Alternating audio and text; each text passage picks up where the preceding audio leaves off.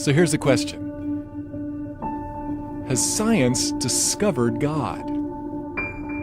Well, Einstein didn't believe it was possible, but Stephen Hawking said it might be the greatest scientific discovery of all time. So, what discovery has baffled the greatest scientific minds of the past century, and why has it caused them to rethink the origin of our universe? Well, new and more powerful telescopes have unlocked mysteries about our universe never before revealed, giving us amazing new scientific insight into the origin of life. Has science discovered God? But wait a minute. Hasn't science proven we don't need God to explain the universe? What is it about this discovery that is so fundamentally different, and why has it stunned the scientific world? Well, this discovery, along with what molecular biologists have learned about the sophisticated coding within DNA, have many scientists now admitting that the universe and life itself appear to be part of a grand design. One cosmologist put it this way: many scientists, when they admit their views, incline toward the design argument. Surprisingly, many scientists who are now talking about God have no religious belief whatsoever. So, what are these stunning discoveries that have scientists suddenly speaking of God? Well, there are three revolutionary discoveries from the fields of astronomy and molecular biology that really stand out. One, the universe had a beginning. Two, the universe is just right for life. And three, DNA coding reveals intelligence. The statements leading scientists have made about these discoveries may shock you. Let's take a look. The universe had a one-time beginning. Since the dawn of civilization, man has gazed in awe at the stars, wondering what they are and how they got there. Although on a clear night the unaided human eye can see only about 6,000 stars, Hubble and other powerful telescopes reveal there are a billion trillion stars clustered in over 100 billion galaxies. In fact, our sun is like one grain of sand amidst the world's beaches. But prior to the 20th century, the majority of scientists believed our own Milky Way galaxy was the entire universe, and that only about 100 million stars existed. Most scientists of the past believed that our universe never had a beginning. They believed that mass, space, and energy that compose our entire universe had always existed. But in the early 20th century, astronomer Edwin Hubble discovered that the universe is expanding. Rewinding the process mathematically, he calculated that everything in the universe, including matter, energy, space, and even time itself, actually had a beginning. Well, shockwaves hit the scientific community. Many scientists, including Einstein, reacted negatively. In what Einstein later called the biggest blunder of my life, he fudged the equations to avoid the implication that the universe had a beginning. Well, perhaps the most vocal adversary of the idea that the universe had a beginning was British astronomer Sir Frederick Hoyle, who sarcastically nicknamed the creation event a Big Bang. He stubbornly held to his steady-state theory that the universe had always existed. Well, so did Einstein and other scientists until the evidence for a beginning became overwhelming. The logical conclusion was like the proverbial elephant in the room, namely that something or someone beyond scientific investigation must have started it all. Then finally, in 1992, the COBE satellite experiments proved that the universe really did have a one-time beginning in an incredible flash of light and energy. Although some scientists called it the moment of creation, most preferred referring to it as the Big Bang. Astronomer Robert Jastrow tries to help us imagine how it all began.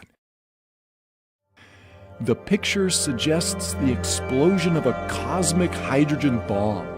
The instant in which the cosmic bomb exploded marked the birth of the universe. So the conclusion is, everything in the universe came from nothing.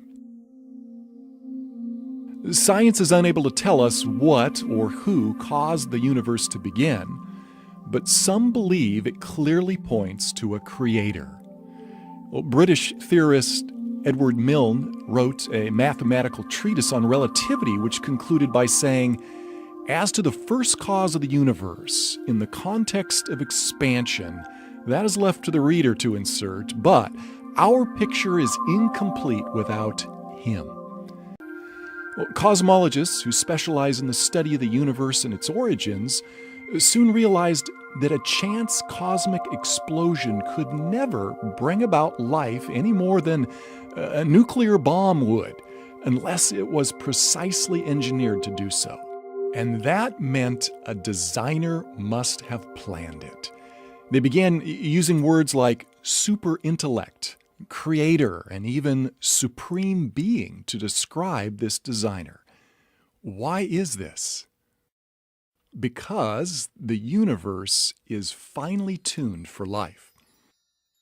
Physicists calculated that for life to exist, gravity and the other laws of physics that govern our universe needed to be intricately tuned just right, or our universe couldn't exist. For instance, did you know that if the expansion rate of the universe had been slightly weaker, gravity would have pulled all matter back into a big crunch? We're not talking about merely a 1 or 2% reduction in the universe's expansion rate. Stephen Hawking writes, "If the rate of expansion 1 second after the Big Bang had been smaller by even 1 part in 100,000 million, the universe would have recollapsed before it ever reached its present size." Well, on the flip side, if the expansion rate had been a mere fraction greater than it was, well, all galaxies, stars, and planets could never have formed, and we wouldn't be here. And for life to exist, the conditions in our solar system and our own planet also need to be just right. For example, we all realize that without an atmosphere of oxygen, none of us would be able to breathe. And without oxygen, water couldn't exist. Without water, there would be no rainfall for our crops. Other elements such as hydrogen, nitrogen, sodium, carbon, calcium, and phosphorus are also essential for life. But that alone is not all that's needed for life to exist. The size, temperature, relative proximity, and chemical makeup of our planet, sun, and moon also need to be just right. And there are dozens of other conditions that needed to be exquisitely fine-tuned, or we wouldn't be here to think about it. Scientists who believe in God may have expected such fine-tuning, but atheists and agnostics were unable to explain the remarkable, quote-unquote, coincidences. Theoretical physicist Stephen Hawking, an agnostic, writes, "The remarkable fact is that the values of these numbers seem to have been very finely adjusted to make possible the development of life." It all brings us to one question. The universe, accident or miracle? But couldn't this fine-tuning be attributed to chance? After all, odds makers know that even long shots can eventually win at the racetrack. And against heavy odds, lotteries are eventually won by someone. So, what are the odds against human life existing by chance from a random explosion in cosmic history? Well, for human life to be possible from a Big Bang utterly defies the laws of probability. One astronomer calculates the odds at less than 1 chance in a trillion.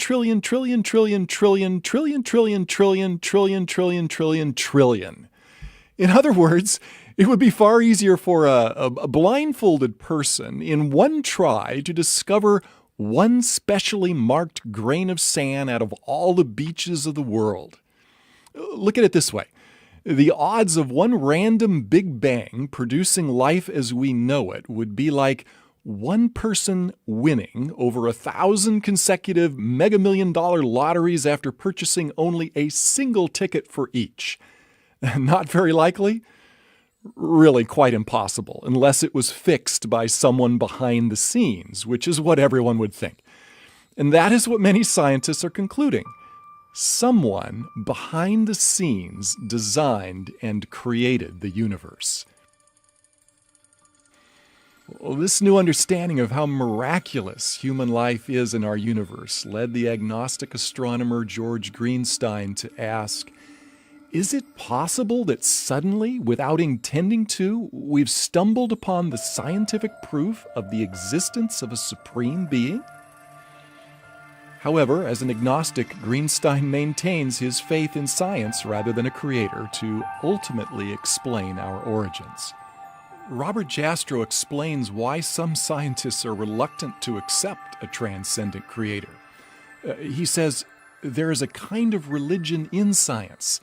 It is the religion of a person who believes there is order and harmony in the universe. This religious faith of the scientists is violated by the discovery that the world had a beginning under conditions in which the known laws of physics are not valid, and as a product of forces or circumstances we cannot discover. When that happens, the scientist has lost control. If he really examined the implications, he would be traumatized. But astronomy is not the only area where science has discovered evidence for design. There is another discovery, DNA, the language of life. As recent as 1953, molecular biologists discovered intricately complex design in the microscopic world of DNA. This tiny molecule has been called the brains behind each cell in our body, as well as every other living thing. Yet the more they discover about DNA, the more amazed they are at the brilliance behind it. Scientists who believe the material world is all that exists, like Richard Dawkins, argue DNA evolved by natural selection without a creator. Yet even most ardent evolutionists admit that the origin of DNA's intricate complexity is unexplainable.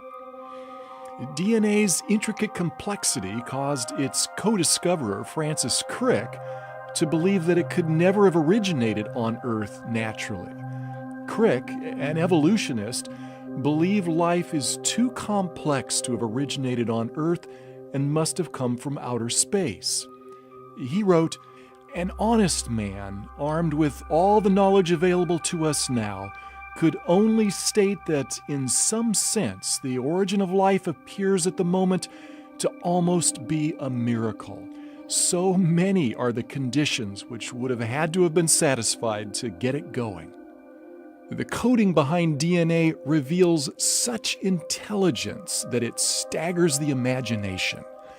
A mere pinhead volume of DNA contains information equivalent to a stack of paperback books that would encircle the Earth 5,000 times. And DNA operates like a language with its own extremely complex software code. Microsoft founder Bill Gates says that the software of DNA is far, far more complex than any software we have ever developed. Richard Dawkins and other evolutionary biologists believe that all this complexity originated through natural selection. Yet, as Crick, a Nobel Prize winner, remarked, natural selection could never have produced the first molecule. Many scientists believe that the coding within the DNA molecule points to an intelligence far exceeding what could have occurred by natural causes. In the early 21st century, noted atheist Anthony Flou's lifelong unbelief came to an abrupt end when he studied the remarkable intelligence behind DNA. Flou explains what changed his position.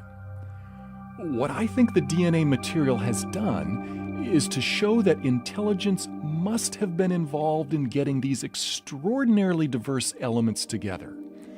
The enormous complexity by which the results were achieved looked to me like the work of intelligence. It now seems to me that the finding of more than 50 years of DNA research have provided materials for a new and enormously powerful argument to design." Although Flou was not a Christian, he admitted that the software behind DNA is far too complex to have originated without a designer. All this scientific evidence leads us to honestly consider that life and the universe have the fingerprints of a creator.